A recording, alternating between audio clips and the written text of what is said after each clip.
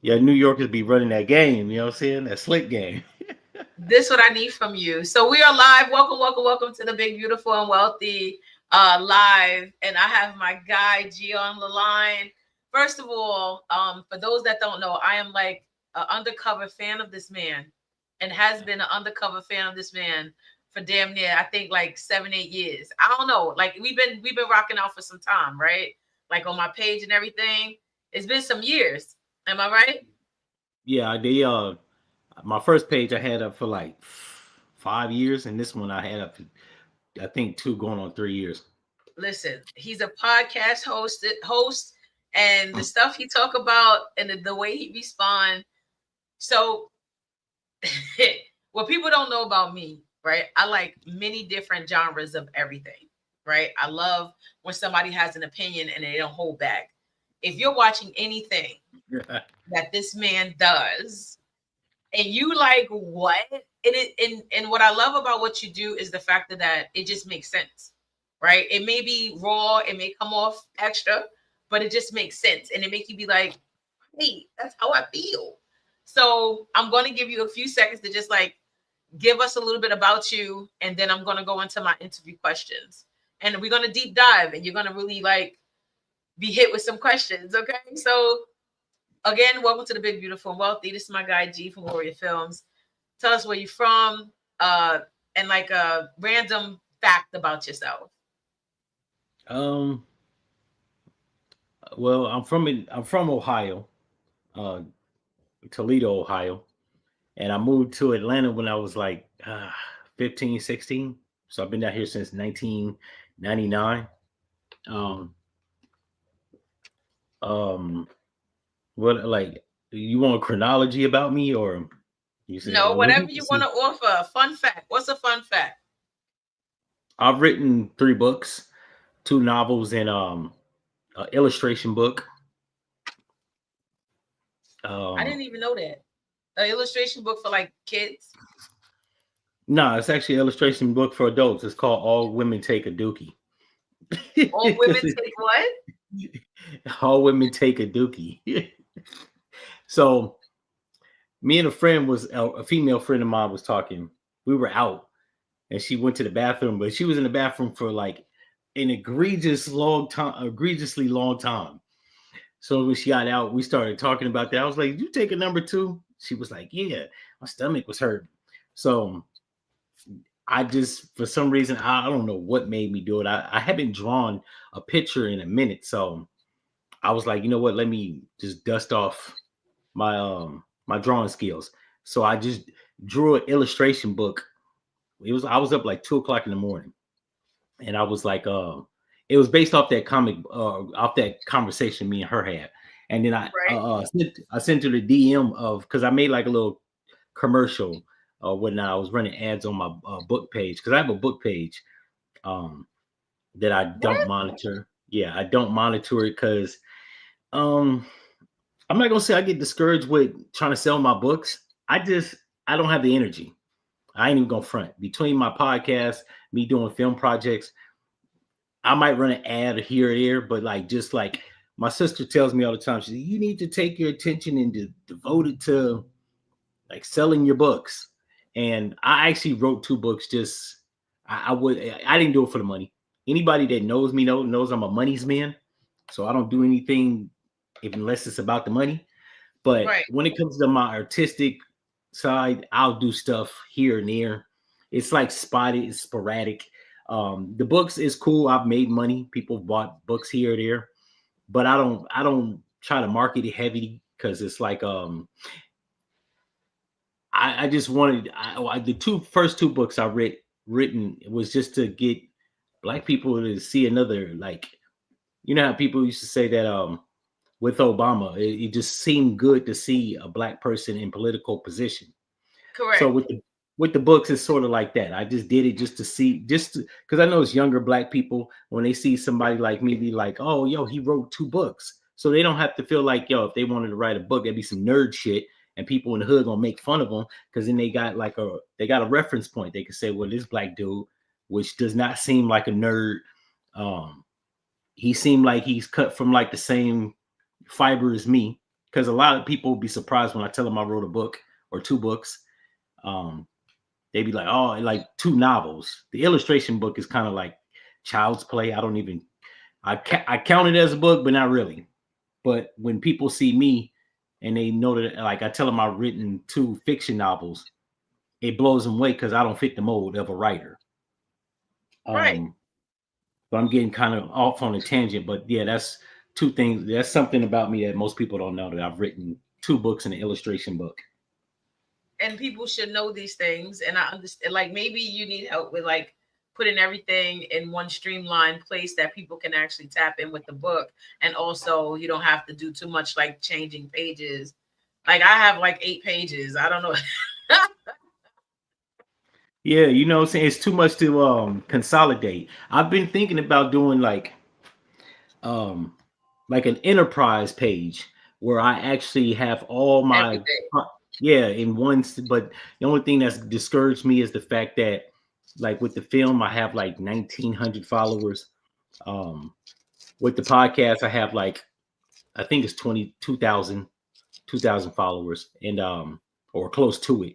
Um I'm discouraged because I'm like, if I start from the ground bottom or from the ground floor, then I'm gonna have to work back up. And I've already been, like, with the podcast, I've been getting shadow banned. Like, I should easily be at 10,000 followers at least minimum.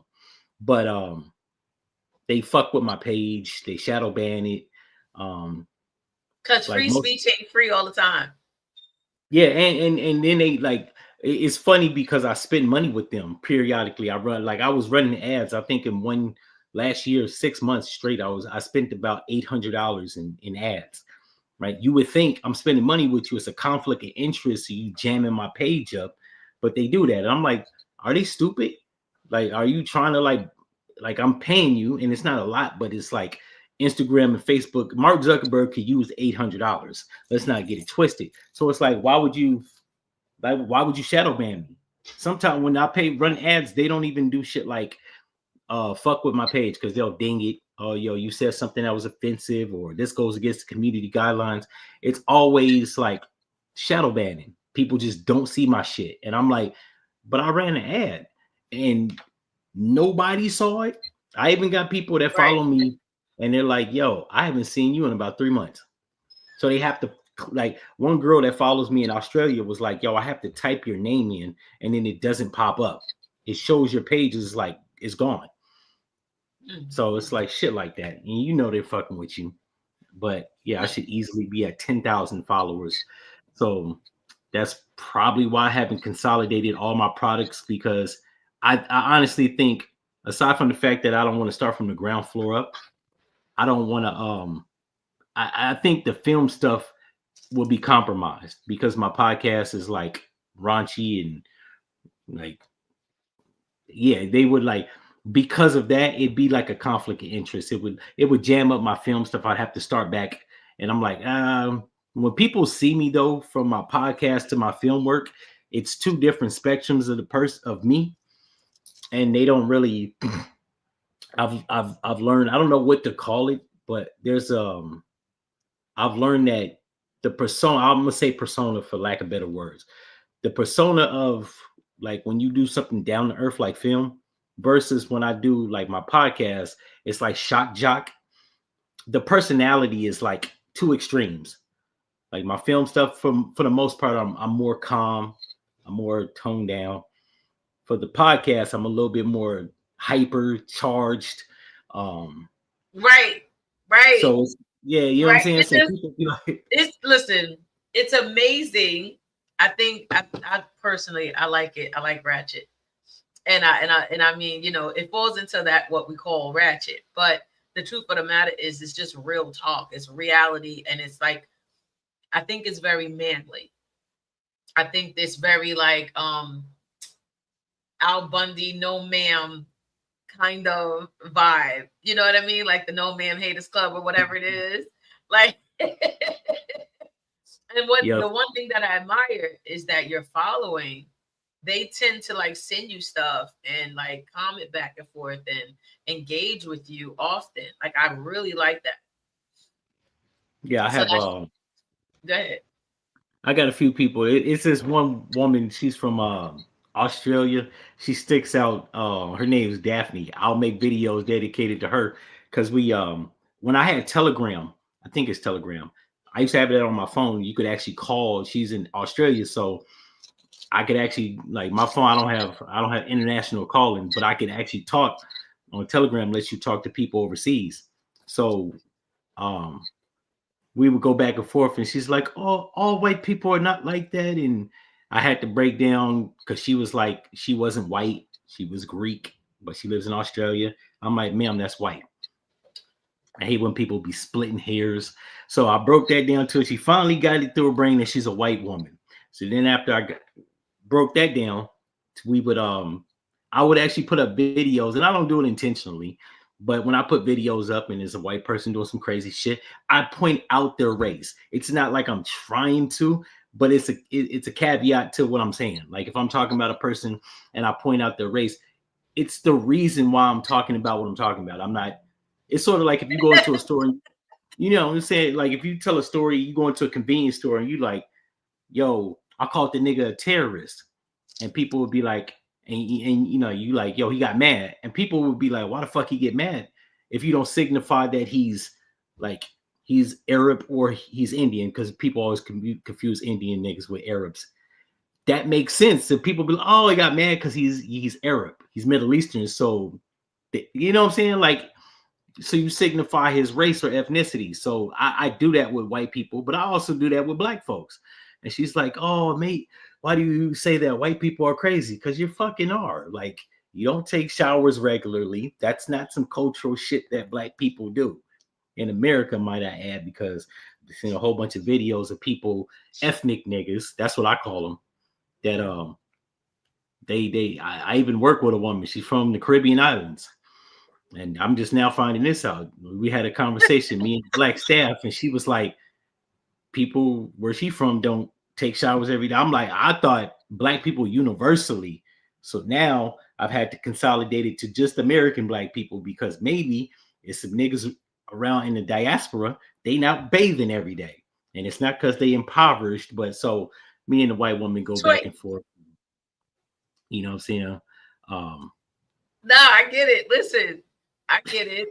And that's a conversation in itself. A lot of people don't realize that this is really how people are living. And it's choice.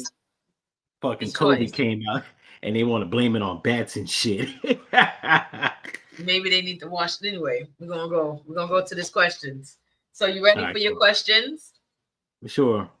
All right, bet. So what's something you're currently building that nobody sees yet? Now, I know you talked about the book, but is there anything that's being built right now that no one sees?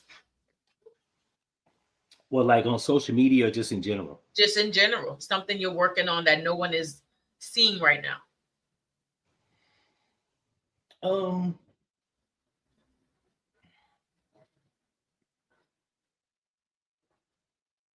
Damn, that's stunning me.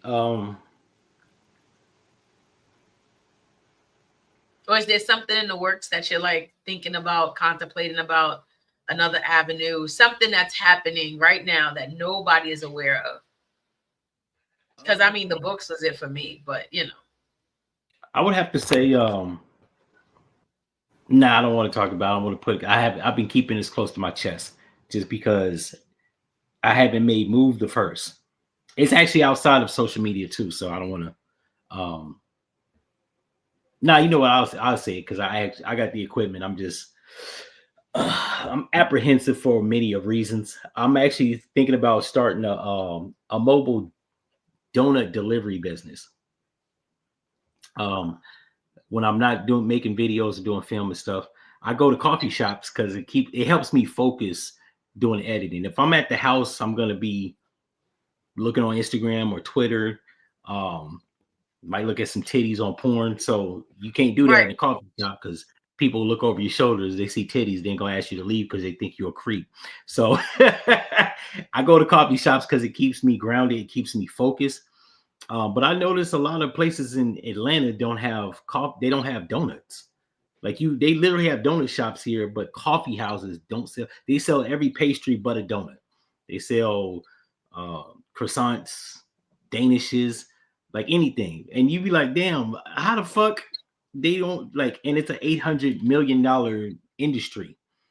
So I got some equipment for that, and That's very different, but very, I see a need, I feel a need kind of vibe. yeah. And the only reason I've stalled on it because Georgia got stupid ass laws. But I do. A friend of mine just opened up a restaurant, so they said they would let me use their credentials because I can't use I'm gonna make them at my house, but I can't. You gotta have a place of business where you say you manufacture or you make said food. Um, they got some shit like called a cottage license, but I can't sell it to like shops. I have to sell food to like baked goods, Direct to people, pep rallies and bums on the street, shit like that. So right. It's a people business, people to people business. It's not necessarily a I yeah. get it. I get it. So Okay. Well, I need to see what that looks like, and I hope you the best with it. A mobile donut delivery. Yeah, I think that's what I'm calling it because I don't want to say like I don't have an actual establishment. And I'm used to doing a lot of like this is like one of them. I'm like a serial entrepreneur. This is probably one of the many things that I've tried and or am attempting to try. And I've been listening to these these motivational speakers that failure is not necessarily a A bad bad thing. thing. Yep. So who's your person that you listen to the most? Um, you know what's crazy? Because I was telling a friend of mine, being black, I listen to a lot of white cats. I ain't even gonna lie. But just to name a few, Jim Rohn, Yes, Myron, yes. Earl Myron. Nightingale. Look, we're gonna go one for one. Oh, you know You what? I like Earl Nightingale, Napoleon Hill. Bob I do Proctor. listen. I do listen to some black dudes. What's his name? Myron Golden. I listen to Myron Golden. Every now and again, I'll listen to Les Brown. I don't like the whole churchy because I'm not atheist, but I don't. I like listening to the white cats because they leave out the altruism shit. I ain't praying about shit. I'm not manifesting it. I'm building it. I'm making a strategy. I'm writing the shit down and I'm following the blueprint, right? Which is not to say maybe I haven't come across any black motivational speakers that can just give it to me like, yo, you need to map it out right. You know what I'm saying? They always mix in, they like to blend in the altruism. And I don't want to sound like a negative Nancy. I have a real bone to pick with religion. I have to, me and my mom, you want to know a tidbit about me? Something surprising? This is probably something that should have came to mind when you asked that. When I talk on the phone with my mom, I have to tell her, we don't talk about religion. Don't tell me you're gonna pray. Don't say Jesus is gonna handle it. Leave that. If you talk about that, we got ground rules. You start bringing up religion, I'm gonna hang up on you. I love my mama, but I got a bone to pick with that. So May I ask why? Where did that come from? When was that like established for you to say, you know what, I'm good on it. Okay, so I was actually I believed in God and all that stuff. I was very religious up until about 2015, and it's not necessarily hardships that have gotten me like the hardships in my life. I'm not one of those people that shit gets hard and I get resentful and pissed off. Like I'm not mad at anything that in my life how it's turned out, right? Because I believe things happen when they're supposed to happen. Because if they don't, I always look at my life. Had I finished college and got a master's or bachelor's, because I did get an associate's, I wouldn't have written 2 books. I wouldn't have made 3 films. Like my life would be like, yeah, money wise, I would be probably in a better place.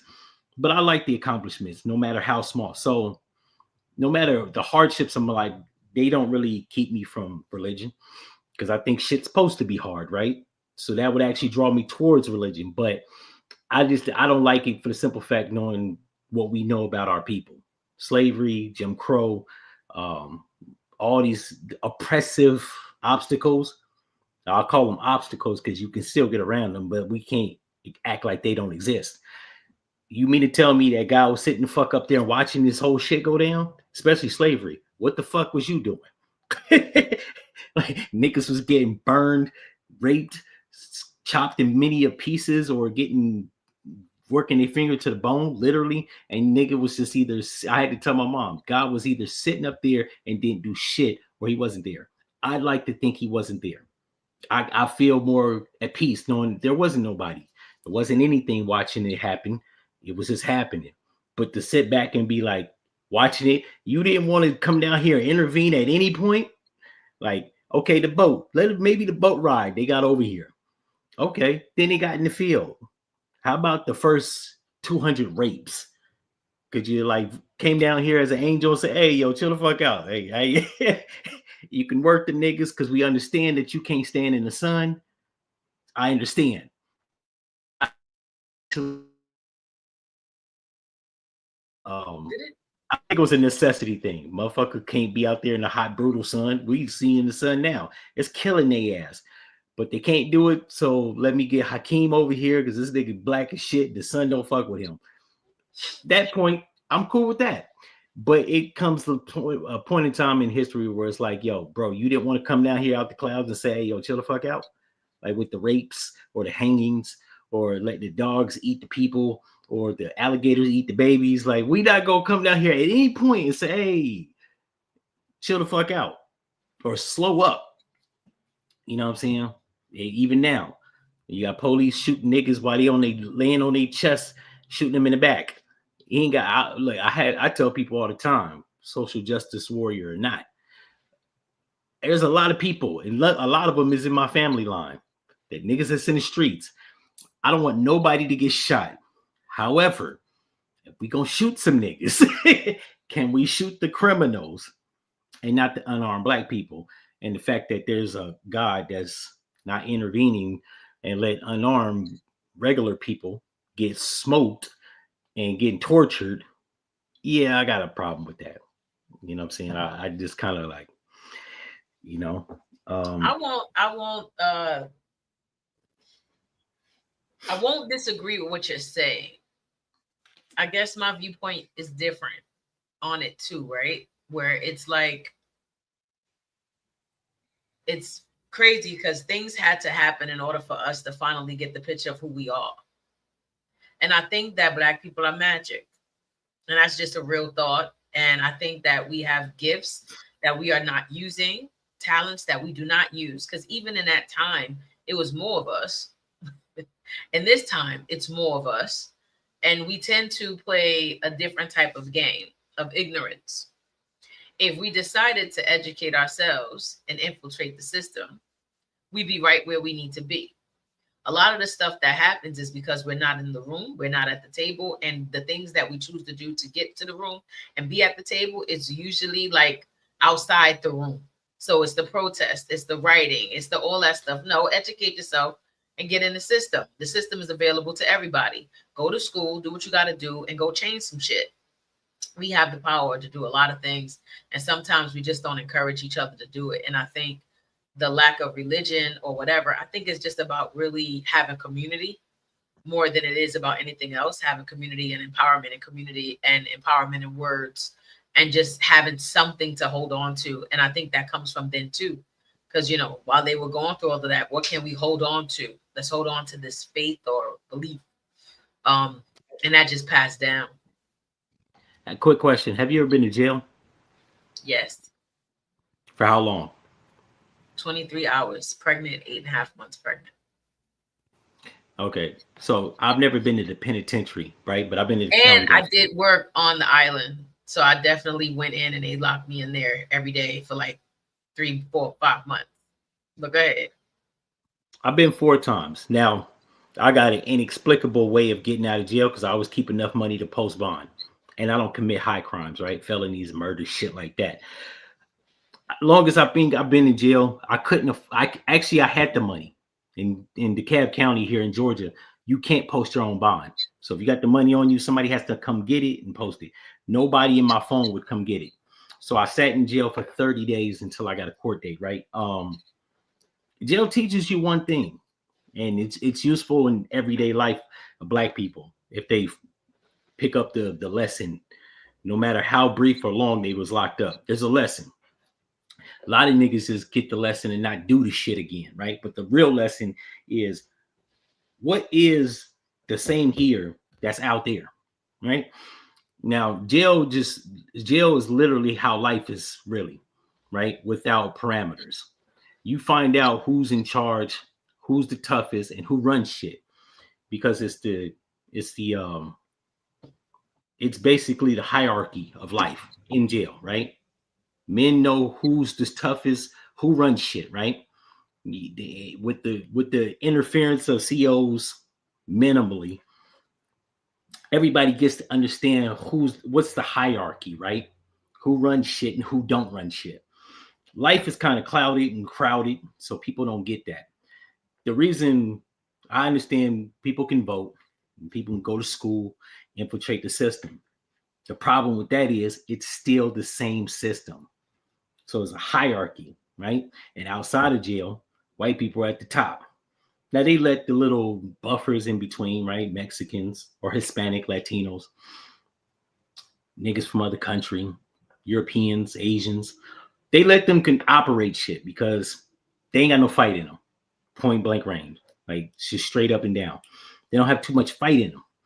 We got fight. So they keep us all the way there at the bottom because we like the buck shit. If you doing me wrong, I'm gonna say something. If you treat me wrong, I'm gonna say something. I don't think infiltration, diplomacy, I think we passed that. I think niggas need to literally just get violent. And I think culturally, every group has a cultural behavior and way that they act, right? As exuberant and hyper and creative and colorful people that we are, I think honestly, there's a reluctance to violence. Maybe, and it's funny because it's like if it's in an octagon like John Jones, or if it's in a ring like Mike Tyson, we get active. If it's in the hood amongst each other, we get active. For some reason, and I don't know what it is, there's a reluctance to get violent. When we see people, the police, hemming a nigga up on his back, and it's a bunch of black people, in other countries, they pull out machetes and start hacking at the police. Or they got guns and they start shooting them. They get shot like the regular people. For some reason here, we see a badge and we see a uniform and we freeze. We don't see like that. That's a threat. Take that out. They pass these bullshit laws. We don't see like that's a threat. Take that out.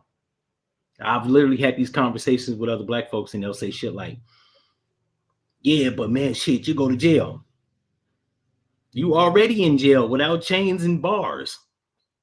I mean, think about it. If you buy shit or you purchase, I also tell people that, you know, people are scared to die now. There's this fear of death that people have. Like, if I do that, they're gonna kill me. I'd rather not do that. However, you're gonna die anyway. Might as well die stand up for something. And that's just what I've always said. I think that you're absolutely tapped in to a thing. And yes, you're right. We don't really go harder than paint for certain shit, but we will take each other out. I've seen it. And even in levels of position, people won't nothing. Exactly. So going full surface, I guess I'm talking more about my podcast and my political views than my actual film stuff. I'm gonna get back to that. But I figured with my podcast, while it's wrapped in humor and shock jockness, I literally, like, if people watch certain episodes, I literally give people the message of like one, being authentically you, like be who you really are, because I hate that corporate shit. And that's all it is, corporatism. I don't care if it's in jobs, politics, and just daily. A lot of people now, I find it sickening that on the streets, people are politically correct. And it's like, when I talk like how I talk, if I'm not at work, I usually talk how I talk. Even when I don't really talk at work. That's the funny thing. I've learned how not to speak at work, just do my job, because one, people be trying to jam you up off of shit you said, and two, everybody's trying to get where you're at. Right. So I just go there and, in the words of Nip, I just do my stuff. But outside of work, I try to like incite people. So with my podcast, I talk authentically me. Um, and I find it weird when I'm on the streets and people be politically correct. I had to tell this woman, she's like, "Oh, that's not PC." Well, I'm not a fucking politician, so I'm not gonna I'm not gonna speak to you like politically correct because I'm not I ain't trying to sell you shit, and I ain't trying to like Right. convince I'm you. expressing myself. Thank you. Yeah. So I figure with my podcast, because it is crass, that I can actually, like people in the comment section, there's a reoccurring theme. People always say, "Yo, you say what I was thinking or what was on my mind." Like you said that the quiet part out loud, and I'm like, to me, the type of person I am, like my mom had to tell me, everybody ain't like you. And I'm starting to, at 42, I'm actually starting to like find out that people aren't like me. Because when Yes. people say that, I be like sitting there thinking, damn, people don't like tell the truth. Like I don't like I'm the Because type of guy. people are I'm the type of scared of other people's opinion on them. That's the whole point. And unfortunately, truth is the only game there is. That's it. There's nothing else. yeah. It's like I never understand that. Like, and like I had a person tell me like when I was 30, they were like, "Yo, I'm in a position to help you do X, Y, Z, but like you too blunt." And like he said something to the effect that like I wasn't humble. And it came across like because I said what was really on my mind. It wasn't disrespectful. He just didn't like that I said it. See, a lot of people don't have a problem with you saying disrespectful shit. A lot of people have a problem with you just saying what they don't like. They're passive aggressive. They're these fucking snowflakes. These and I don't get me wrong. People take when I say this, but then they don't watch my podcast. People like assume that I'm automatically crass and offensive, but I'm actually a very respectful, tactful man. Um, but and then when people see my podcast, they be like, "Yo, you were harsh on how you were talking about it." But like emotionally, I'm not invested in what I'm talking about. Meaning, if I talk about trans people, because I think for about 6 months last year, I was beaten with a sledgehammer. I had to tone it down because YouTube was on some bullshit. Um, Now I wasn't like calling them trannies or calling them niggas with wigs. I wasn't disrespectful, but I was like holding my position as to why they weren't biological women. We call them men posing as women, and I think I might have said crash shit here or there, right? But it wasn't malicious, and it wasn't. You read the comments, it wasn't even the fact that I wasn't using the word tranny or transvestite or whatever offensive term. They just didn't like that I was talking about them. And I'm like, hold on, wait. You can't exist in society and nobody speaks on. Who the fuck are you, the Ayatollah? If I'm gonna talk about like I do it with black people, a lot of black people get pissed off. They be in my comment section talking about, yo, you be talking about black people like you ain't one of us. And I talk about white people too. They get the work. Mexicans now, because of immigration, they've been getting that work. African niggas, when they disrespectful, they get that work.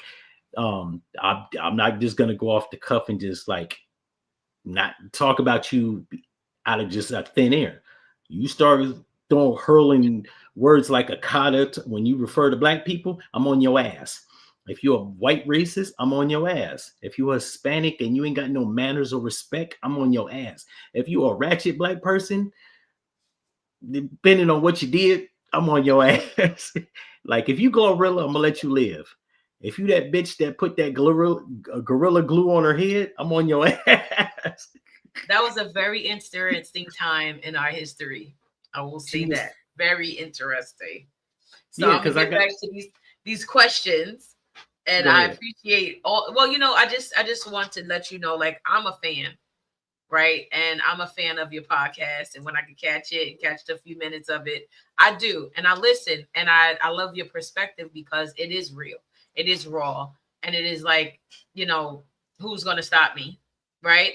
I do hope that there's room and space in the world for more of that in the future, because we need people to be real, and we need people to also see that like they can do it too. Like you don't have to like hide behind what society is saying. Like you could just be you, Be 100% you. And I think that's the part that's scary to others, because others can't do that. They choose not to, as you mentioned before. So my next question is, they're gonna be what's on your ass if you are though. Put that out there. Go ahead. that part? What's the most uncomfortable thing about being a creative with a 9 to 5? That people in higher positions with more money, degrees, or corporate jobs think that you're losing in life. They have this assumption that, like, and that's just what I get. That's what I garner. It doesn't necessarily bother me. It's more perplexing. Because you have to do shit like, when I talk about my podcast, I don't say I have a YouTube channel, because when you say you got a YouTube channel, in people's mind, because they know what YouTube is like the Toy R Us of podcasting. It's useful. There's a lot of shit there that's real good, right? But they just see the giraffe heads and shit in the cartoons. Like they see, and they think and I'm using an innocuous with like your podcast. You say I got a podcast, and they think Johnny Somali, or they think Mr. Beast, corny shit, Right, Mr. Beast. Or they think damn, I forgot what the fuck his name was. They even think like Tommy Sotomayor. He used to be on YouTube. Now he had money, but because he filmed in different locations, people thought he was homeless and shit from time to time. They thought he was losing it life. So people have this, and I say it's the Toys R Us. Yeah, they have this like, because of what YouTube is, it's kind of corny, right? But it's also serious stuff on there, real good podcasts, YouTube channels that are entertain, like real good entertainment. YouTube College, I'm a big fan. Yeah. I go to YouTube College every like twice a week. So when you tell people like you got a podcast, I hardly mention YouTube. Which I do actually have Spotify. I need to put more audio videos, audio podcast episodes up, because it just takes a little bit more gumption. I gotta strip it, make it MP3 files. I don't like doing it. I've become lazy in the last year or so. So it's like that. People get this notion that you're losing in life, or that you're unaccomplished if you're doing a podcast with a 9 to 5. Even though it generates me money. So I let people say like, oh, yo, you do YouTube videos. Yeah, nigga, and I get paid. I ain't gonna tell you how much, but it's in hundreds. And it allows me, if I work at a job and they cut my hours, I'd be like, yeah. Like, it allows me to do that. I don't really, you know how people get their hours cut and they be like, damn, I needed them 38 hours. I go from 38 to 31. Oh, fuck that. Look, it's more free time for me. There's more stuff I can do. So, yeah. So my next question for you is, what's one piece of advice you think creatives need to unlearn? What you mean? I don't understand the question. What is a piece of advice that you think creatives need to stop doing? Like unlearn, stop doing the thing that you're doing. If you're creative, what is something they shouldn't be doing? Now this one actually would pertain to my film, because I see this happening. It's a reoccurring theme with other filmmakers and directors. Like, I know people that make movies or shorts or features. Stop making movies or film content that make no sense. I notice a lot of people, and it's namely us. I've went to film screenings and film festivals, and I've watched movies that Black people have made, usually in shorts format, and it'll be like a 5-minute film. Shit don't make sense. Knock that off. If you ain't got a script writing book or something to teach you how to write a script, go get it. A lot of people be like, I'm good at it because I've taken writing classes. I took a screenwriting class. Like, I didn't make movies just because I didn't know the format. A lot of us, when it comes to that, don't know the format. So we'll make something that looks good and have superior like product, and got an expensive camera and all these lights and microphones and shit. And when you watch it, it's a shitty movie. Not because it was filmed bad, the sound quality was bad, all that stuff was actually good. It was because you didn't tell a good story. So we need to stop doing that. Learn how to do what you're doing. If you're trying to make a film, learn how people make films.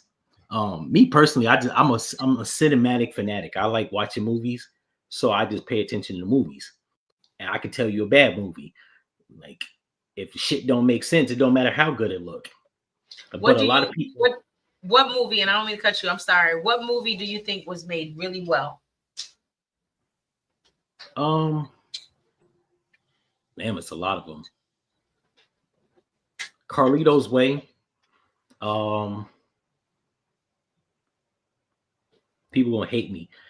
And I know you said what movies were made well. This one wasn't Scarface. I just threw that out. When people see the replay, they gonna be like, "What the fuck?" You said it wasn't made well. No, it wasn't. And Scarface, a lot of people think it was a street movie, a gangster movie. It was actually a love story. He did everything for a woman. If you watch that, it's the reoccurring theme through the whole movie. It was bad because it didn't show him actually selling drugs. I didn't want to see a montage. Like I wanted him actually to sell drugs. His drug dealing was literally like it was a montage. It wasn't even real scenes.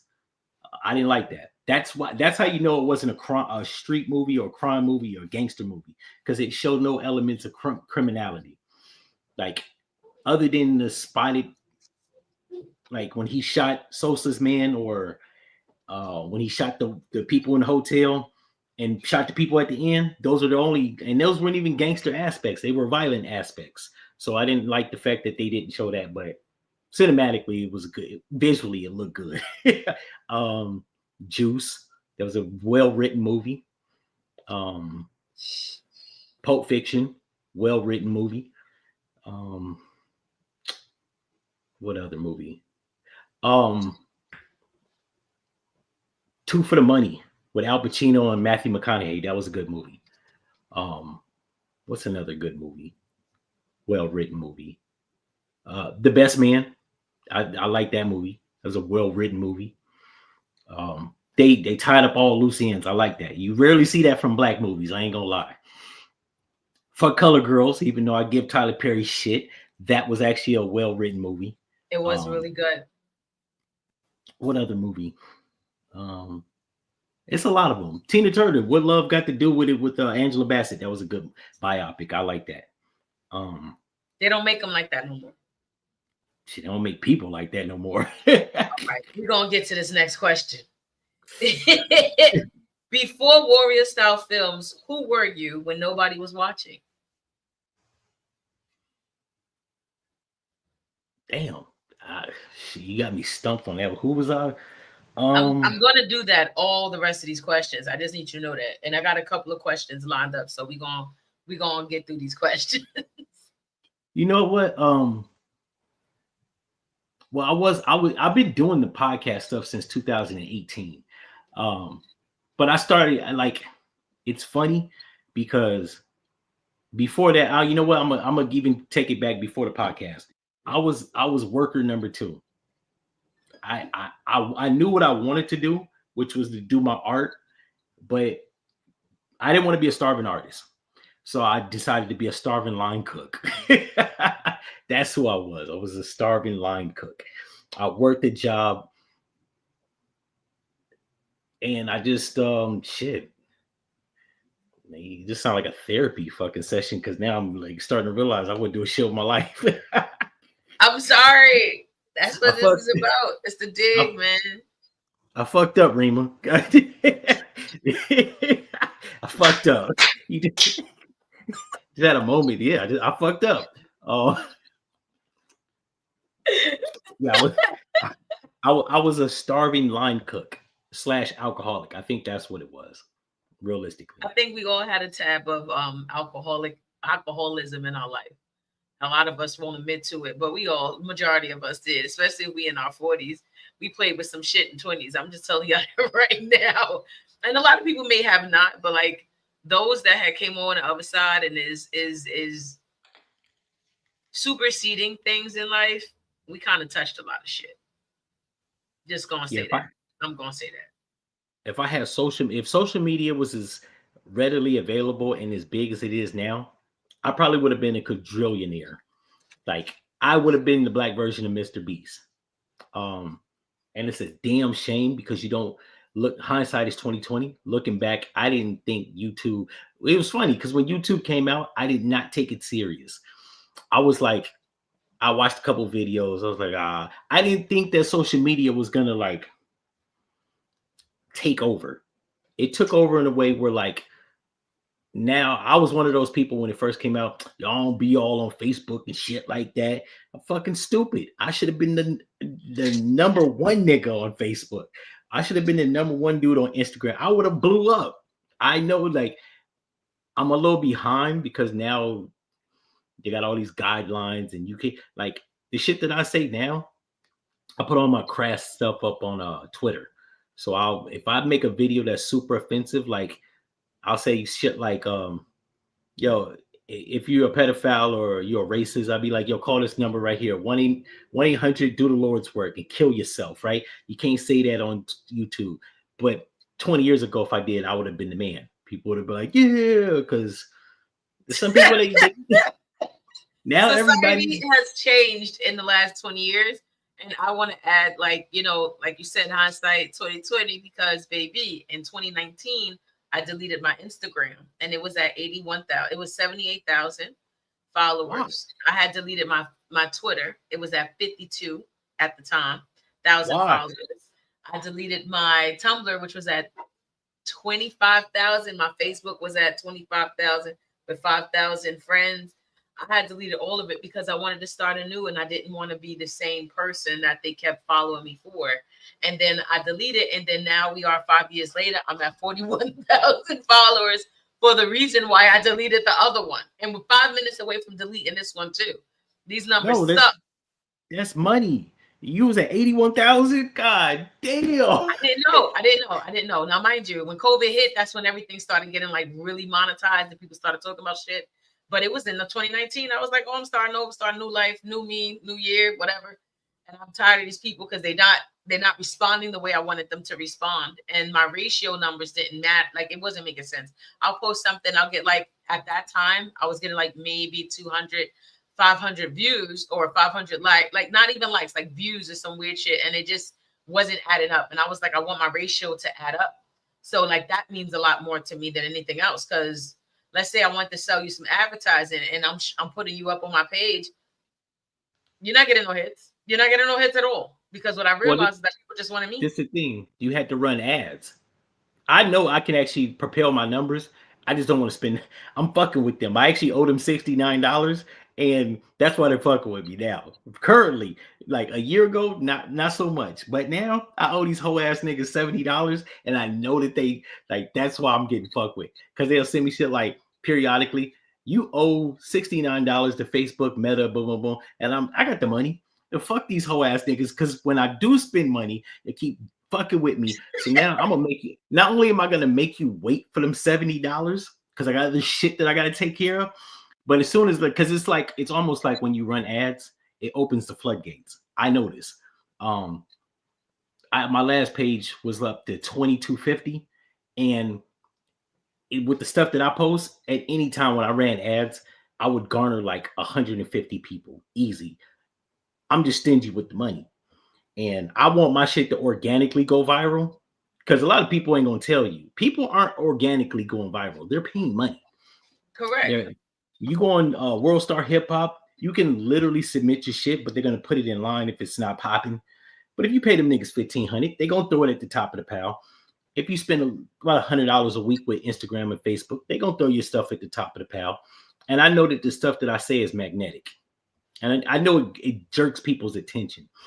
Not every video, because I do have some videos and people that have been following be like, yo, you was kind of like, yeah, I was either hungover or I was ho-hum because I was feeling it when I saw it, but then when I did the video, I kind of wasn't feeling it.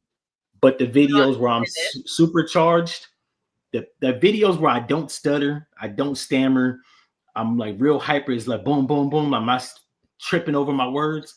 Those videos get a lot of reaction. So it's like a combination. I'm fuck with Meta and Instagram. I just don't want to pay them hoe ass niggas, but I'm I'm probably gonna about to get. do the same thing for my show. My seminar I got coming up on the 6th. So for my book and everything, I just have never really played with Meta and advertising. Now that you said that, I definitely will make sure that I'm doing that by this week. Yeah. Next question. Go What ahead. pulled you to the fantasy and film lane? What was the excuse me? What was that one spark that wouldn't let you go? I like this question. And I'm gonna shit on a lot of black filmmakers or a few of them because What's your sign? I'm a Pisces. Yeah, go ahead. I like Spike Lee's movies. Out of all, like he's probably my favorite filmmaker. And it's not that he makes the best movies. He knows how to tell a story. And he also knows how to get the essence of what he's telling. So I don't like movies that are talking heads. I want to see where we're at. Spike Lee has a good notion of doing juxtaposés or juxtaposed shots where he's going to show you, yeah, we're at a coffee house. Like I give you the Malcolm X film. Yeah, we're in a coffee house, but I'm going to show you the mug, coffee mug, the woman tapping on the table, the ceiling fan of the restaurant, the servers walking back and forth. Like I'm going to show you, you're going to feel like you're there. I like Quentin Tarantino because he's like real colorful with the language. I love Harvell. Yeah. He's visually like intense and like dialogue is intense. It's colorful language. Even though he used nigga, it's within context, so I don't give him shit that hard. But what got me into fantasy film, when I look at like black filmmakers, it's always sappy movies. Now I know I say I like Best Man, but First Holiday was with Queen Latifah was shitty. The movie with LL Cool J and Gabrielle Union was sappy. So it's like three lanes we got. We always do sappy shit, hood shit, or coming of age movies. Can I jump in and say that I'm not a big Tyler fan because he always make black people look aggressive and abusive to their children. Like everything is always like the grandma smoke weed and then the kids is always getting their ass whooped. You know what? I understand that's exactly. the story, but it's just like, can we not do that every movie? Yeah, he shows. And I agree with you. He shows the caricature of black people, and while that is, I live in the South, so I'm not gonna say that that's not an actual representation because it is. The country ass grandma that's loose lipped, that be using wrong words, that used to be a stripper. I've met that woman. The old men that smoke weed like the young girls and can't speak, you know what I'm saying, grammatically correct English. That's a real thing. The over eccentric, maybe flamboyant pastor, might be gay but got a wife. That's a real thing. The problem I have with him is that and this is probably, I don't know how your audience is. I know you got black women. You better be free. Listen, first of all, it's called Rema's show, right? This is the Coach Rema show. And honestly speaking, speak free. Like this is what I would have told you. No, I know who I'm interviewing, and I need everybody to understand. Everybody gets opportunity. I know who I'm interviewing, and if you feel some way, leave it in the comments. I appreciate you. Go ahead. Okay, so while black women from time to time get on my motherfucking nerves, I think that he shows them getting. It's almost like he does it on purpose. I understand you got to tell a story of pain and triumph, and people in general go through the harshest shit, right? With him, it's an overarching theme. They're always going through shit.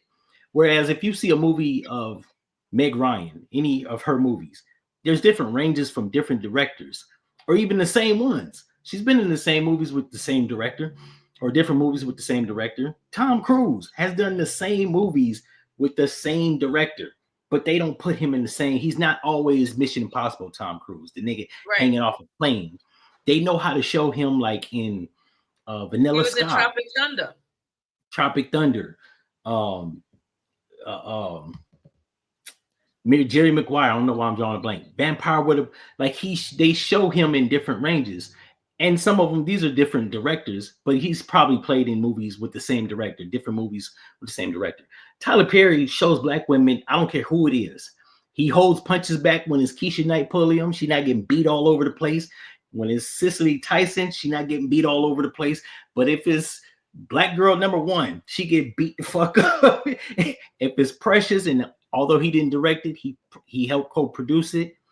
It was like every negative stereotype that could happen to a black woman. And now this is mostly like Lee Daniels, but like I said, Tyler Perry, he financed it partially. Him, Dame Dash, and I think Oprah Winfrey. So it's like Love you. Temptations, the movie where the woman left her husband to get with an African pimp, got HIV. It was like, God damn. Diary of a Mad Black Woman. She was getting beat on, cheated on. He was talking to her crazy. And then the light-skinned savior. Now I know I'm light-skinned, so I should be championing this shit, but it fucks me up because in real life, I don't want to be, I'm not Shamar Moore. Now, I ain't the dog nigga that's going to beat you and all that, but I'm not the light-skinned nigga with braids that's going to save you either, depending on the situation. And that depiction, let's just say here in the South, that's literally been the consensus. You know what I'm saying? And life imitates art and art imitates life. With him, it's just negativity to get to triumph. Like he like to just drag black women across hot coals before he clean them up. And it's just like, you can make a movie where the black women stay clean. Like with the Black Divorce. The woman divorced the nigga in the first 10 minutes of the movie. It was over. He had to go back, stalk her, fight the nigga she was messing with, beat on her some more. It was like, come on, bro. Like, this is just a train wreck. And it showed another version of a black person tap dancing with white people. White people like to see black degradation. Niggas don't like to see that. Now, ratchet black people might like to see that. And even curious ones. But you've been making movies for 20 years. We don't have different range from you. I mean, even Spike Lee has done different movies. Done She's Gotta Have It, Do the Right Thing, Mo Better Blues. Girl number 6. Yeah, Jungle Fever. The Inside Job was white cast, right? Jodie Foster. He switched. Was it Jodie Foster? Or was that white man? I don't know. They had Denzel Washington. Denzel in it, yeah. But it was like he shows like different range. Whereas Tyler Perry, we can expect to see a country ass, silly ass, ratchet grandma. We can expect to see the black woman that inexplicably picks the most obnoxious, stupid niggas to be with until she finds the light-skinned knight in shining armor. And it's like, hell, even with Taraji P. Henson, the new movie Straw, he got her sweating like a goddamn slave. It's like, God, can we show black? And if it's not buffooning depiction of black people, it's real cruel. Like the Fall from Grace. The black woman was 52, right? She's elderly. She got swindled and bamboozled by a young nigga that was Felicia Rashad's son. And right. He stole her house, her bank account, got her fired, got her locked up, got her framed for his murder. It was like, really, my nigga? Right. And this is like an elderly one. She's 52. I don't think that was, it could have been a young woman. It would have went over easy. But the fact that it was an older woman getting bamboozled, and then they showed Felicia Rashad in a different light, which we liked her in the Cosby Show. She was nice. But now she's this evil, sinister ass next door neighbor. It was like, come on, bro. Everybody black is evil. That's what, and I know if you're doing film, if you're doing anything, if it's all black people, white people do the same shit. It's like you just don't have white filmmakers doing the same fucking movie. Whereas Tyler Perry, it's the same movie. And it's like, bro, come on, son. Like you making us out here. You making us look crazy. It's the same over and over again. Yeah, if I was a white person from Europe and I saw Tyler Perry movies, I would think niggas is crazy. Like literally, I'd be like, they can't read. They got a grandma that's 6'5" that look like a man. I would think black people, like I tell people this all the time. I know my culture. So if you bump into Shaniqua at the Family Dollar and she go off on you I'm black, so I Right. understand she having a bad day. So I'm not really gonna take that serious. But if I wasn't black, and I seen this play out before, this black woman for no reason, she was irate. Asian man was standing behind her. He didn't say shit to her. She turned around. What the fuck you looking at, you Asian chink motherfucker? If I was him from that encounter, I would walk away with a negative viewpoint of black people. So it's the same thing with Tyler Perry movies. If I didn't know black people and I saw these films, I would walk away like these niggas is crazy. Because I'm black, I know that's not the consensus, and he's coming from an imaginative standpoint. So I don't really hold him to that. But it's like, as a fellow filmmaker, come on, dog, switch your range up, you know? So that's what made me do. That's what made me do fantasy film. And the fact that I don't like movies where niggas be like, yo, it's hard in the hood. I had to sell drugs to get out of the hood. We're in 2025. I want to see niggas in Mars, futuristic cities, superheroes, and shit that they got nothing to do with crack cocaine, while they got fentanyl out now. Fentanyl is a new drug. Niggas still, Dame Dash doing movies, honor up. They still selling cocaine and heroin. Like it's the fucking 80s. So to answer your question, I'm sorry I took it around the planet, but yeah, I just don't want to see black people. I don't want to see black people that's doing shit from the 90s. You like, if I see one more black movie, a cookout, who the fuck is Big Mama? There is no more soul food. Big Mama don't cook, and niggas don't have cookouts. I ain't been to a cookout in about 12 years. Ain't nobody say, yo, we doing food on the grill. Where do you do that shit at? And I'm in the South. Yeah, people don't play spades. We can go here forever. They don't play spades. They don't. So, all right, we're gonna get back to this. I'm going to skip past some of these questions because I want to kind of like get to it, right? What's been the biggest challenge turning your creativity into consistent income? So now we go to the strategy space. So I'll be giving you like some advice around this, and we'll be going back and forth around this. So what is one of the biggest challenges for you? You know what, honestly speaking, I actually know what it is. It's marketing. This is what and I need to build out my team. So Sunday I'm actually having a luncheon with these 4 actors that we work pretty regularly with. So I'm gonna try to put together a consortium so that they can step out of just being an actor and still do the acting, but just kind of do like include them in the fold. Like I need more hands. As one person, there's only so much. Like I write, produce, get the costumes, I set the camera up, the lights, I do the editing. That's why when people ask me, I'm not necessarily a filmmaker, I'm a film producer. I make the stuff. The only reason I direct it is because I don't want to pay a nigga.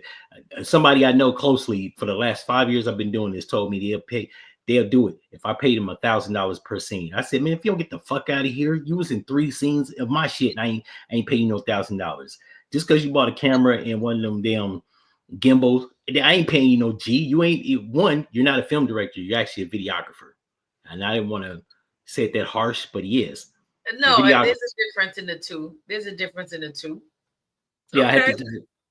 I had to explain to a friend. They say, what's the difference between a cinematographer and a videographer? A videographer moves the damn camera. If you watch any of my content, like most movies, unless it's action, it's stationary. You don't need to move the camera. That's not what it's a motion picture. They do the motion, I shoot the picture. But I forgot what the damn question was. The question was, what's been one of your biggest challenges turning your creativity into consistent income? You said marketing, but I want to offer you a thought. You need to delegate to somebody that does marketing. I don't know if your 4 folks that you're talking about that you're getting ready to sit in a space with is people that you can delegate that to that will actually execute unless they have that skill set. So like you want to find people that have that skill set, and you might not even have to pay that much. And if it's around marketing, what I learned from you in this conversation, you know how to do that shit already. So you just have to teach somebody else to do it. So this way you don't have to do it, but they have to be interested in that. Well, I say, so it's the marketing, but most of the, like, I do my projects. It used to be every month. I don't know. I don't know why it's been every 3 months. Actually, let me take that back. I do. I've had hardships. My damn car broke down. Um, Life just gets in the way. But so it's gone every 3 months. Most of the money that I generate, whether it's the YouTube podcasts or my books, other side hustles that I got, all the money that I got, I literally like I up the ante on film projects, meaning locations, actors, um, partial nudity cost. I pay actors $150 per episode. If I want somebody to wear a G-string, that costs $250. That goes up. Um, so most of the money that goes towards the production part as opposed to the marketing. And because my stuff is scattered throughout the year, most of the money's going towards production. And if I would just take and shoot half the year and the rest of the year, spend money on submitting to film festivals that cost $50 a pop, or 5x7 postcards. I usually leave them on people's cars, you know what I'm saying? Guerrilla marketing posters I put up around the city, running ads online. There's even electronic ads that they got. The blip thing, it's like a big ass electronic billboard that they got throughout the city. So it's like stuff like that. I literally have to take the money that I would use for production, probably half of the year, take and just solely do that. Just dump $300 over here or $200 over here. Why wouldn't you do it? Because I ain't gonna lie, as a creative, the creative part, making the film content is actually fun.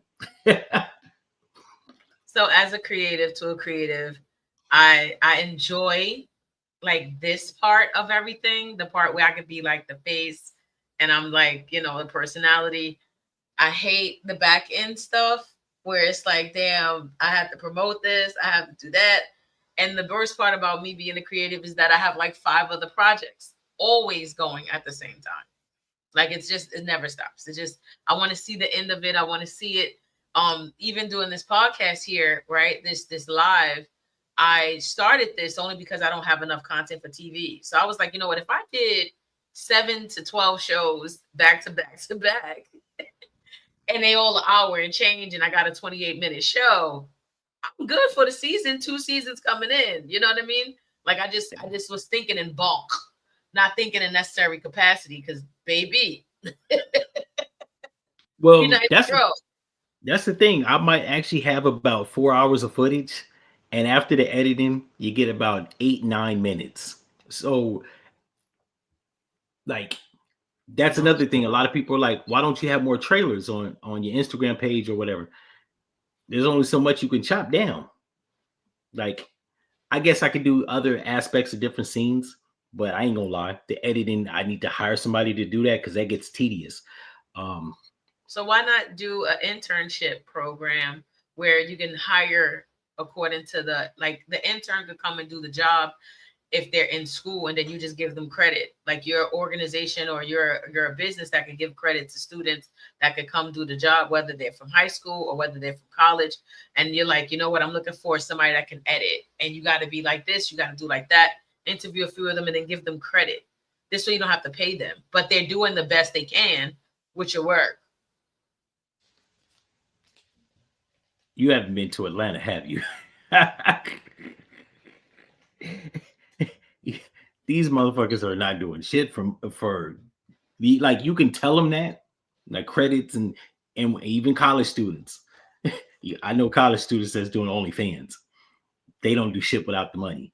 So that's been a hard. And on top of all that, like, you don't have reliability. Whenever I've actually issued stuff out to people, they do like, yeah, I want to do this. But you don't pay them. The emphasis and the enthusiasm isn't there. I need my shit. I need to turn around to be 2 days, 3 days max. I don't need you to be 2 weeks editing. If I want to take 2 weeks to edit some shit, I do it myself. Right. Clearly. They don't take shit serious. Money is a good incentive. So I pay people because at the very least I know that they want, it's the rat in the in the maze. The rat wants to get the cheese. You keep dropping cheese crumbs, they keep walking. They keep trying to get out the maze. That's just like human nature. That's my You favorite paying book, by people? the way. Who Moved My Cheese? Yeah. Like when I was like me paying actors. My sister was telling me, yo, you could go to the nearby school, and there's an acting school in downtown where I can poach off the talent. People show up when you pay them. You tell them you're gonna pay them, I'm gonna pay you $250. I need you here 7. Um, some of the actors, they know me. They've been working with me for like the last 5 years, so they've gotten comfortable. I say 7, they there 720 because they're like, Right. yo, G ain't gonna be on my ass. Because they do quality work, but for some reason, black folks just can't be on time. And I'm dealing with my primarily Georgia is, while it's not a 55% black city, 49. It's still mostly I'm interfacing majorly with black people. I don't care where you're at in the city. It's you're gonna see more black faces than anybody. So I like to pay people because they show up. May not show up on time, but they show up. And the actors that I've been rotating throughout the last 5 years, when I do use them, they show up, they show out. And these are people that aren't trained actors. Like they just have one dude's from New York. I don't know if you've seen him, but like I can give him like he improvs good, he memorizes shit. He's He asked serious. me, yeah, he asked me, he was like, yo, G, what should I work on? I said, you have to work on your emotions. You come across as like emotionless. I don't know Yeah, what that's very about. stoic. Yeah, my Yeah, son is like that. It's a New York thing too. It's yeah. it's weird. It's very weird. It doesn't translate into I need you to if shit is bothering you, you have to pretend like it bothers you. If you're yelling, and he's like real cool because he's a model. If the scene causes for you to yell, I need you to get aggressive. Like Yes, not what you yo, I'm said. trying. Yo, You you know need to who's really. you know who that reminds me of? Do you watch or have you seen any recent episodes of The Shy? I've never watched that. Okay, there's a young fella on the last episode, recent. Like he's a new character that they're giving a lot of air to, right? And he's Uh, very stoic, but he's like this big time gangster, and he won't like he you can't shake an emotion out of him at all.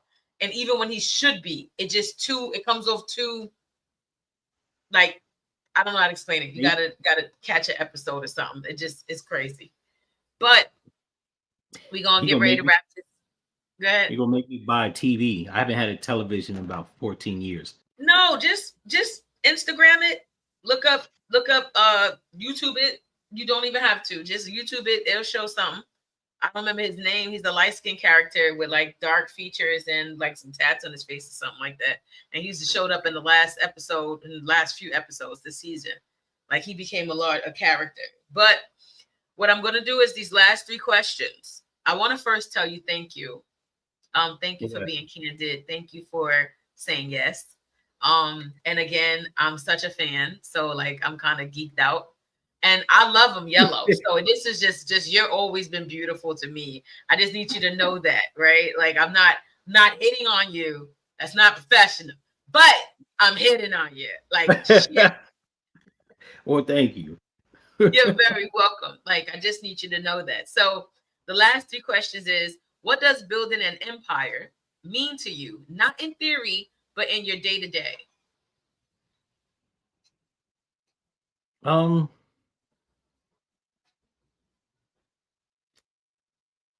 I guess building something that'll last. In my whole family line, nobody's built shit that lasted. Not a, and a couple of people in my family have businesses, but they're ran like hustles. They're not taken serious, and they're not bigger than the city block. Um, so I wanted to build something that not only was substantial, but that was actually gonna last. That's like I'm not gonna be here forever, but I want a film company that's like gonna be like Paramount or MGM, Yes, uh, yes, where, yes. where they showing the lion roar and shit. The lion been dead for 50 years. And the Lady Liberty, was Yeah. it? So it's Or like or when the horse used to come, what is it? And I want to sing the theme song to it when the horse would come out, and it does I the know what you're like talking about. the That's wings. Paramount. Paramount, Is it yeah. Paramount? Yeah. So I want to. Is it Paramount? Yeah, it's the Is it horse that Paramount? takes over the The wings. mountain. The horse does the wings and is running from around the room, and then it just freezes. Yeah. It's Paramount. It jumps over the mountain. Now they got this shit where the stars just go around the mountain. Okay, that's why it's different. All right. So I want to build something that lasts, and 100 years later, that actually was good. That had no wreck on it. Like when you look at Walt Disney and you go back 92 years ago, he was a scumbag racist, right? I don't Right. want. I want warrior style films to like be known as the creator got this out the mud. He wanted to set an example, positive for the kids that you could do something that was extravagant. There's no underlining hidden messages within the content.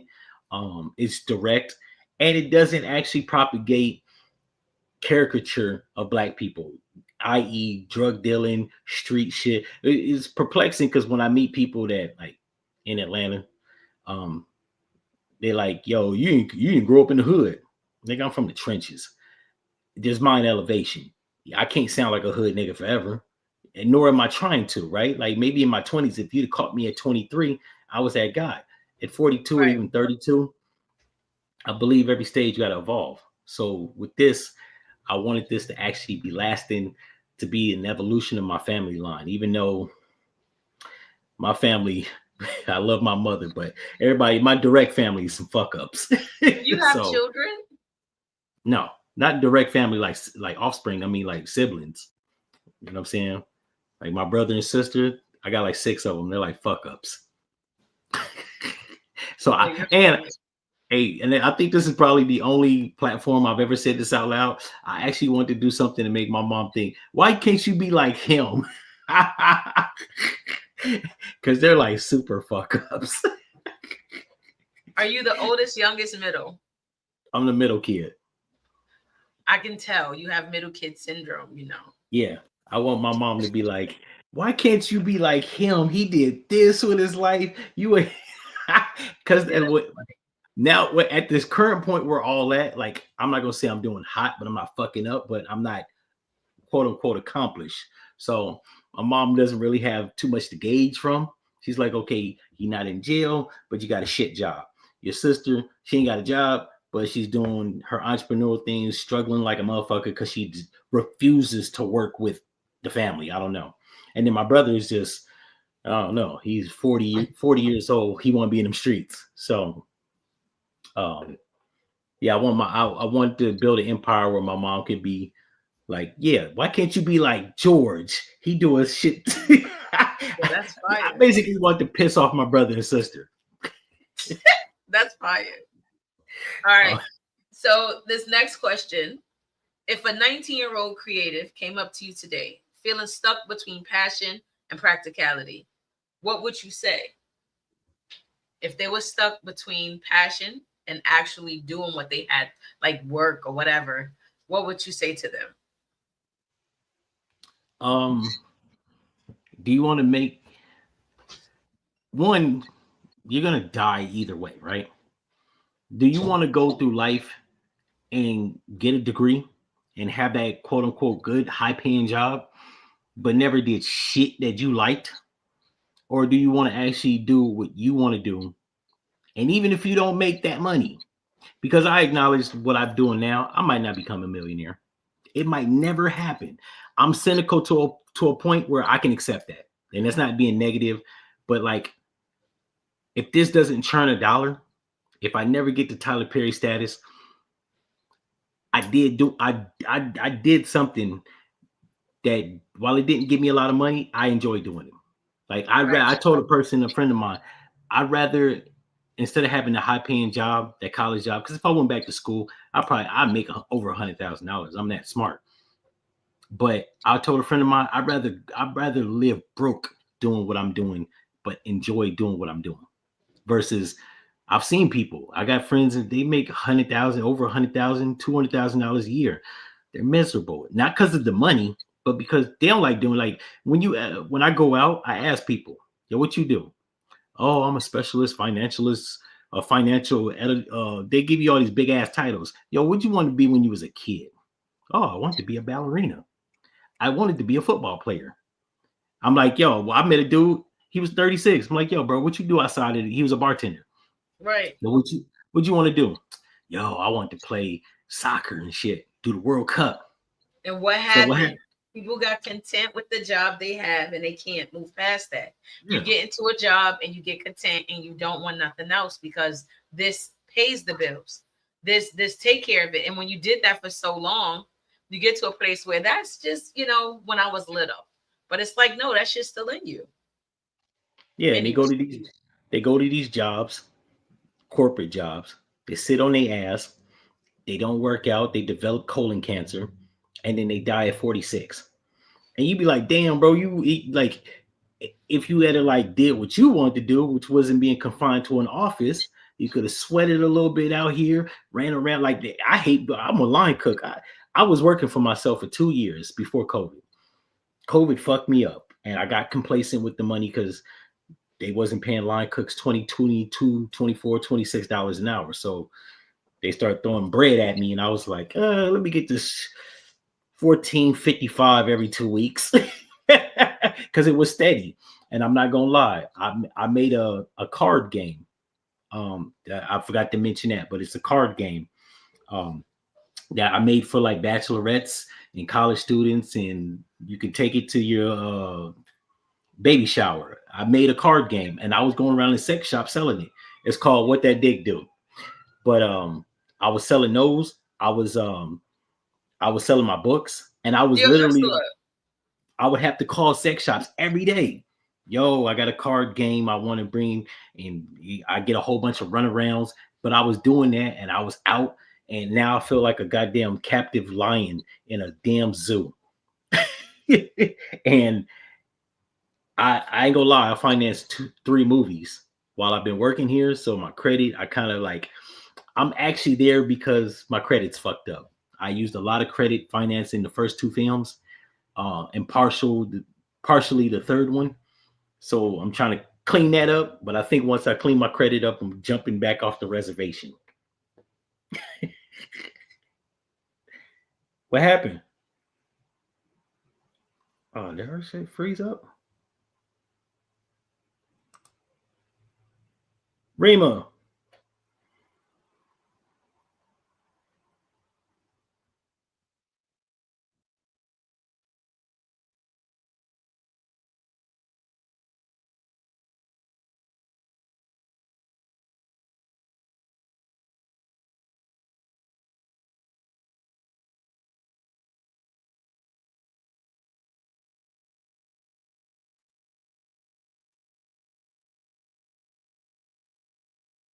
Ah.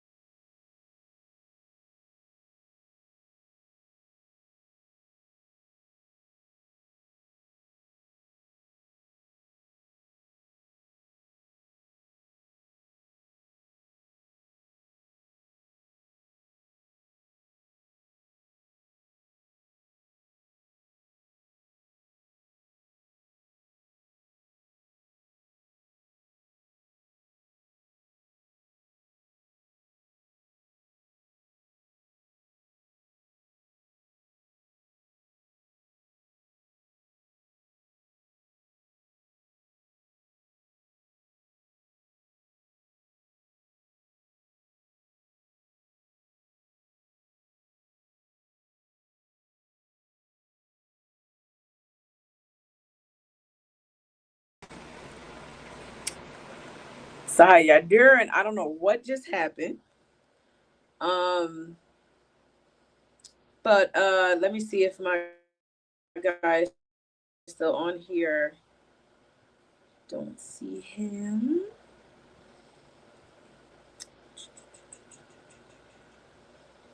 More chat. It's crazy.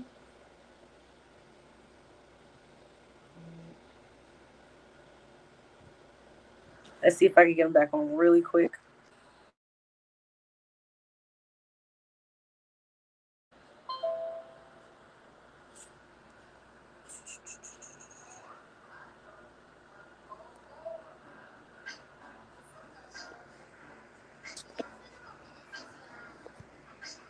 Okay. All right. Hey. There we go. All right. I'm about to enter the studio.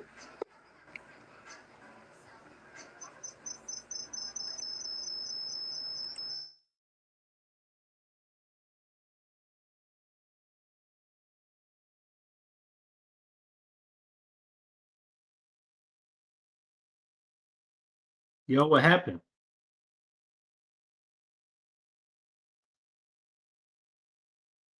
Your mic is off. But What okay. happened? My internet went in and out. I don't know what's going on, but I'm thankful that we was able. So please excuse. I don't think I missed much. Now you was asking me with the practicality question. But yeah, that's what I would to bring it back full surface. I would tell people just do what you want to do. Don't regret it, even if you don't make the mark that you're trying to get to. Don't take a bullshit job just because like is secure. Because listening to those motivational speakers I was telling you about, namely Jim Rohn, people stay at shitty jobs because they say it's secure, but ain't nothing secure. Entrepreneurship or a job, they can fire you just because they don't like you. So, yeah, I'm actually at this job. I got complacent because they paying niggas $20+ an hour, and I used a lot of my credit to finance 3 movies. So I'm trying to like I've gotten a second job, trying to stack up the coins, and once I hit my mark and pay all them credit cards off, I'm probably gonna jump back out the res. Um, I Like just stack all my coins. Absolutely. What is yeah, what does tomorrow look like for you? So like what's the next big thing over the next year that you will work on, or something that you know for sure will happen that you could just claim it? well, I got a film shoot to do in August 25th. I'm gonna shoot an episode. You're gonna like this one. It's called 1,000 Bottles of Baby Oil. Um, my web series that I'm working For on. anything particular? So I was looking at the like, and I ain't gonna get into like I ain't gonna talk a year off, but I was looking at the Diddy trial and the web series I've been doing called A Friend in Me. It's it's like an imaginary evil spirit. I won't say imaginary character, but it's like every episode, this character pops in and out and persuades the characters to do something evil or mischievous, right? So when I looked at Diddy getting jammed up, I was like, yo, I wrote a script modeled off to him. So there's a character that's modeled off of Diddy, and there's another character that's modeled after Young Miami. I couldn't find one that I can model off of Cassie. Um, but it's basically loosely gonna be like I literally use his story with fictional characters to make an episode. Like I did the past episode, I did one. It was called Kill the CEO, where I did an episode where I On played the that shooter. Yeah, that I played the shooter that shot like a healthcare CEO. It was modeled after the Luigi the Maggiano character. situation, yeah. So, and then I got a few more. But yeah, that's probably the biggest thing. And then I'm a rap. Um, this season, I wanted to do 10 episodes, but I'm probably just gonna stop at 5. That'll give me more time to handle real life situations, credit cards, and repair my credit, We fix my gotta help joint. you with this credit repair stuff, man. Let's go. He's like the credit. It's the credit repair. It's the credit cards. It's just the credit. I need my credit done. That's what it Yeah, is. because you don't realize how free you are until you had like I had no credit. I didn't realize how fucking free I was. Now that I have credit cards, several of them, I feel enslaved. And the only reason I'm trying to keep up with them because I'm trying to maximize my credit so I can get business credit. And a friend of mine No, was I trying to get sell it. me. Yeah, so I'm trying So, to so look, keep my shit. I wish you luck with that though. I may have some people that can help, but I'm sure you know people that do financial advisory and help with all of that stuff as well. Because I think there's somebody somewhere all the time. My last question for you is the question I always ask everybody. Complete this sentence for me. I became wealthy when I finally blank. I became wealthy when I finally what?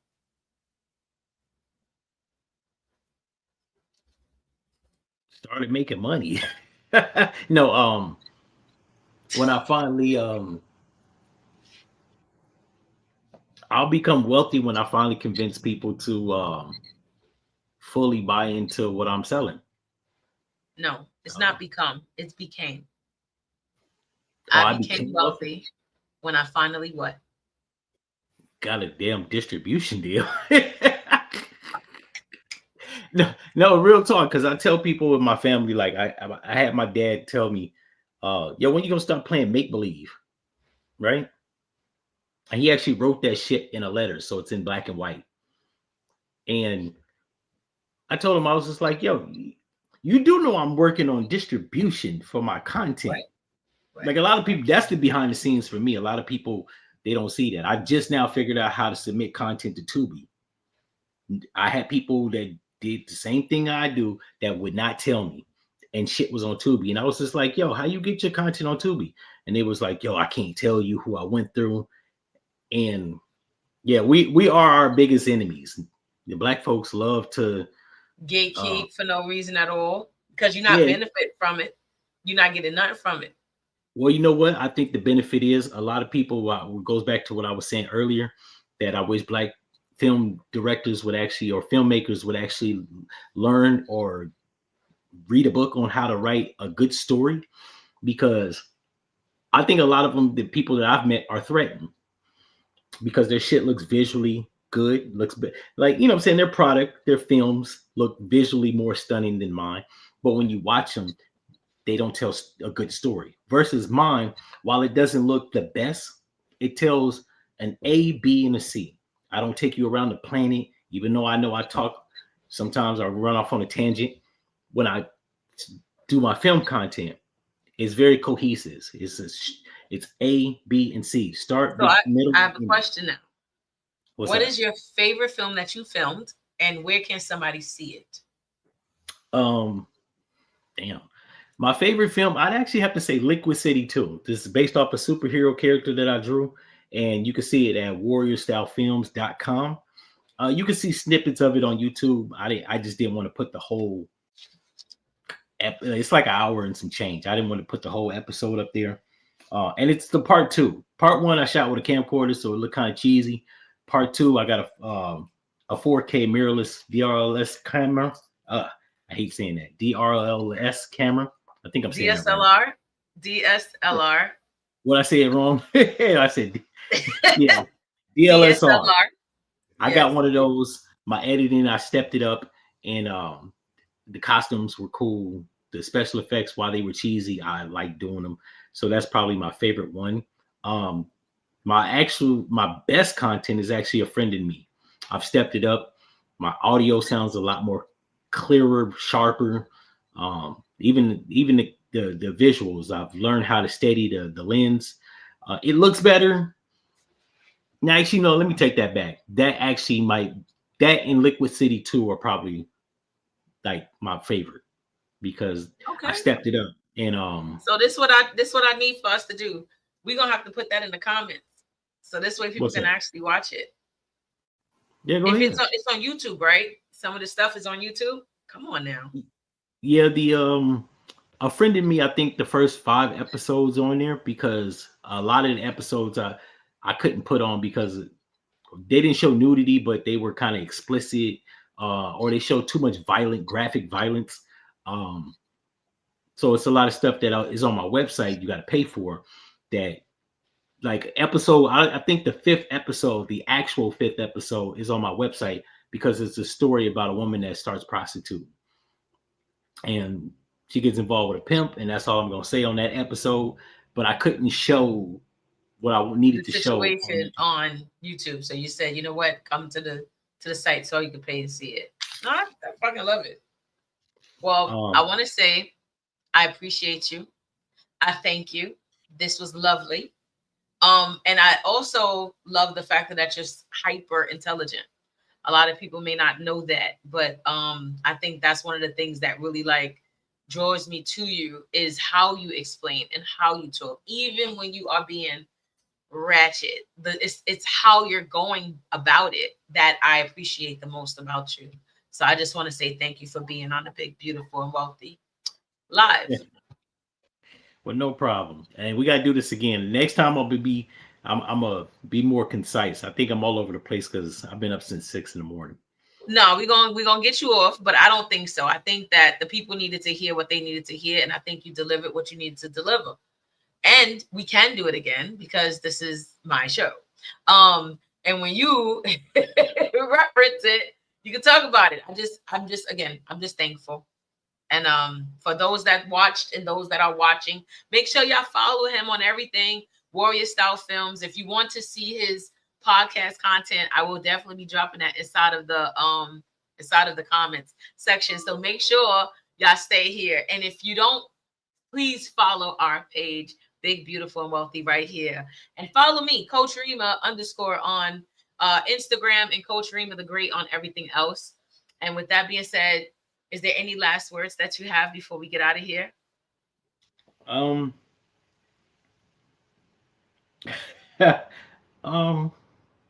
Well, I do want to say thank you for allowing me to be on your platform.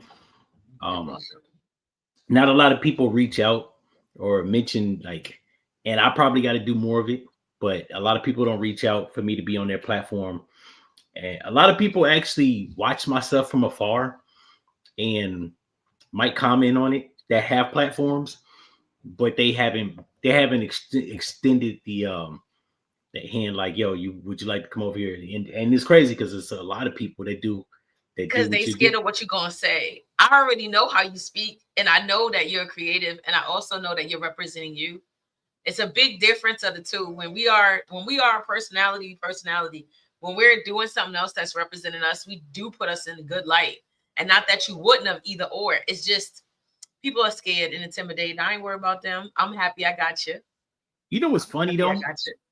Because how I come across, maybe I'm stuck in the 90s, but people used to like that about like personalities. They liked that you was gonna come off the cuff because it was new, and now it seems like you have to be tamed, so they don't like not being able to predict what you're gonna say. And it's like it's weird. It's like in the 90s, you watch television, you watch Arsenio Hall, you didn't know what the guest was going to say. Jerry Springer, Ricky Lake, Jenny, what is it? Jenny Jones. Jim Jones. Was it Jen Jones? Jenny Jones? What was it? Yeah. It's Jim Jones.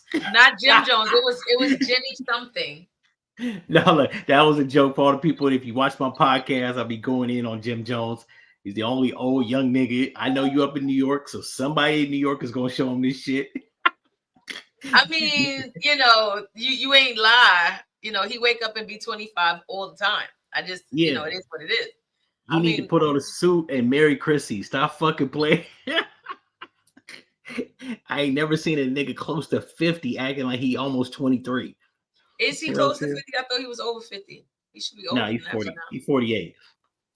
Even still, if you want to be an old young nigga, at least die to grays. I hate old niggas that just be trying to be young and you got gray. Nobody wants to sit your old ass there, which is crazy because 50 is not old. It's not. But with that being said, I appreciate you again. I thank you.